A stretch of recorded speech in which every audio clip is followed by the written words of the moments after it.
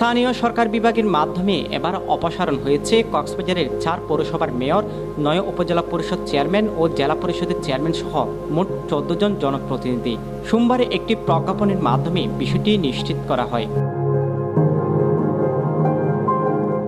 অপসারণ হওয়া ব্যক্তিরা হলেন কক্সবাজার পৌরসভার মেয়র মাহবুবুর রহমান চৌধুরী, মহেশখালী পৌরসভার মেয়র মকসুদ মিয়া, টেকনাফ পৌরসভার মেয়র হাজী মোহাম্মদ ইসলাম ও চকরিয়া পৌরসভার মেয়র আলমগীর চৌধুরী।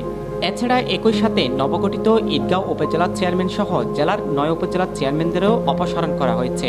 পাশাপাশি অপসারণের তালিকায় চলে আসে জেলা পরিষদ চেয়ারম্যান শাহিনুল হক মার্শাল। প্রজ্ঞাপনে জানা যায়, সারা দেশে মোট 876 জন জনপ্রতিনিধিকে অপসারণ করা হয়েছে, যেখানে 69 জন জেলা পরিষদ চেয়ারম্যান, 493 জন উপজেলা পরিষদের চেয়ারম্যান এবং 323 জন পৌর মেয়র রয়েছে। সাজু বড়ুয়া, কক্সবাজার ভয়েস।